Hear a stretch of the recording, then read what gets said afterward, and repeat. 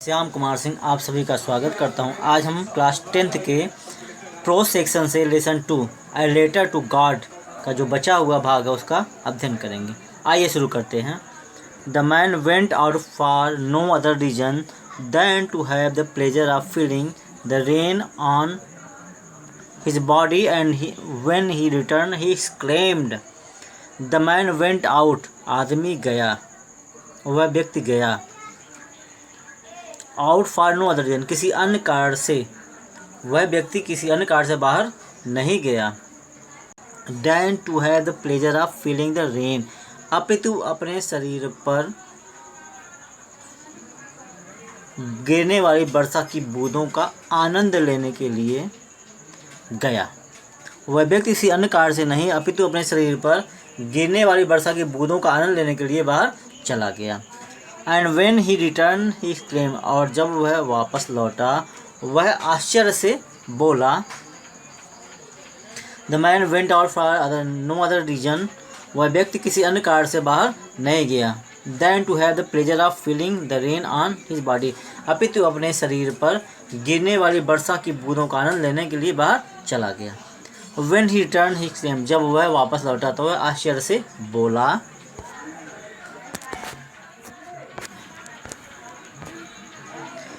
These are not raindrops falling from the sky.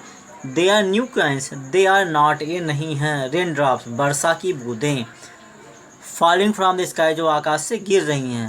They are new coins, ये नए सिक्के हैं।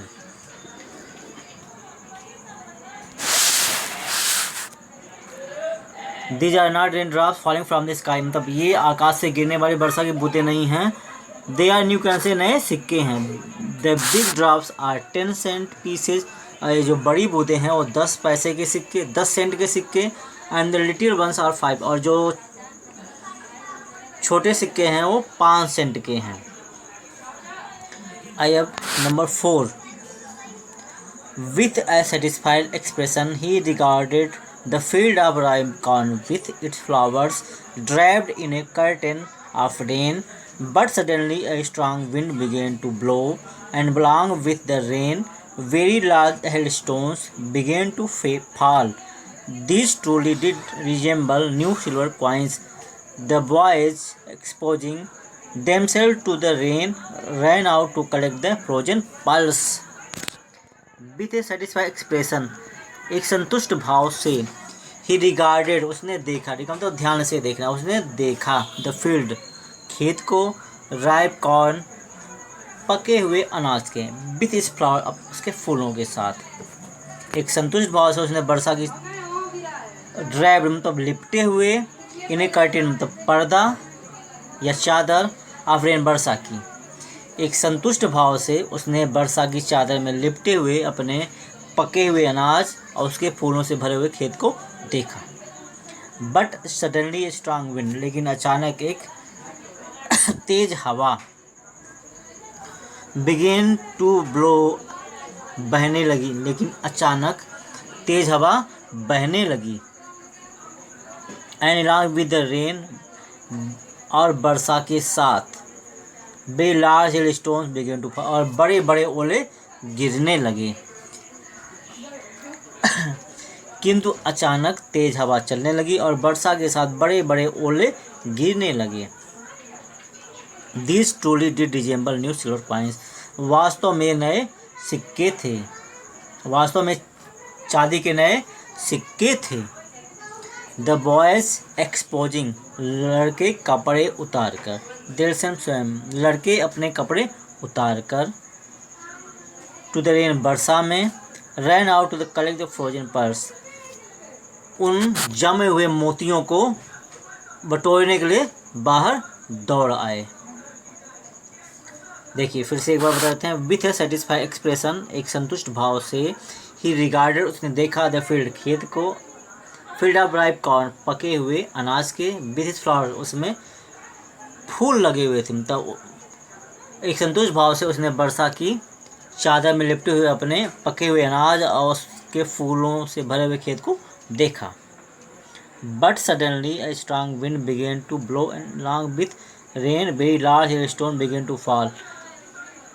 लेकिन अचानक तेज हवा चलने लगी और वर्षा के साथ बड़े बड़े ओले गिरने लगे। This story did resemble new silver coins. वास्तव में ये नए चांदी के सिक्के थे। The boys exposing themselves to the rain. लड़के वर्षा में अपने कपड़े उतार कर ran out the collect the frozen pearls. इन जमे हुए मोतियों को बटोरने के लिए घर से बाहर दौड़े। आगे देखिए, it is really getting bad now. अब वास्तव में बहुत बुरा हो रहा है। Exclaim the man. उस व्यक्ति ने विचारपूर्वक कहा, उस व्यक्ति ने आश्चर्य से कहा, I hope it pass quickly. मैं आशा करता हूँ कि ये शीघ्र ही समाप्त हो जाएगा। It did not pass quickly. यह जल्द ही, यह शीघ्र ही समाप्त नहीं हुआ। फॉर एन आवर, लगभग 1 घंटे तक। The rain on the house. ओले गिरते रहे ऑन द हाउस, घर, मकानों पर, अंदर मकान पर। द गार्डन, बगीचे में। द हिल साइड, पहाड़ी। The cornfield on, the cornfield, तो अनाज के खेत। And on the whole valley, और पूरी घाटी में। 1 घंटे तक ओले मकान, बाग, पहाड़ी, अनाज के खेत और पूरी घाटी में बरसते रहे।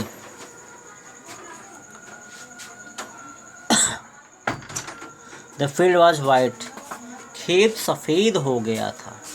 जब पूरा खेत जो था वो सफ़ेद हो गया था। As if covered with salt, मानो कि ये नमक से ढक गया हो। Not a leaf remained on the trees, और वृक्षों पर एक पत्ता भी नहीं बचा था। The corn was totally destroyed, और जो अनाज था वो पूरी तरह से नष्ट हो गया था। अनाज पूर्णतः नष्ट हो गया था। The flowers were gone from the plants, और पौधे से फूल झड़ चुके थे। पौधों से फूल झड़ चुके थे। Lencho soul was filled with sadness. Lencho की आत्मा दुख से भर गई थी। When the storm had passed, जब तूफान थम गया, जब तूफान समाप्त हो गया। He stood on the middle of the field, वह अपने खेत के बीच में खड़ा हुआ। And said to his sons, और अपने पुत्रों से कहा, a plague of locusts would have left more than this. A plague of लोकस्टस, टिड्डियों का दल, एक टिड्डियों का समूह।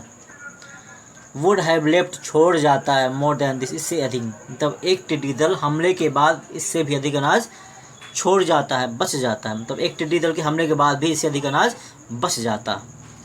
The hail have left nothing, उन्होंने कुछ नहीं छोड़ा।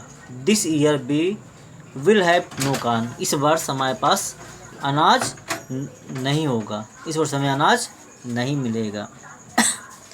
That night was a sorrowful one, वह रात बहुत दुख भरी थी।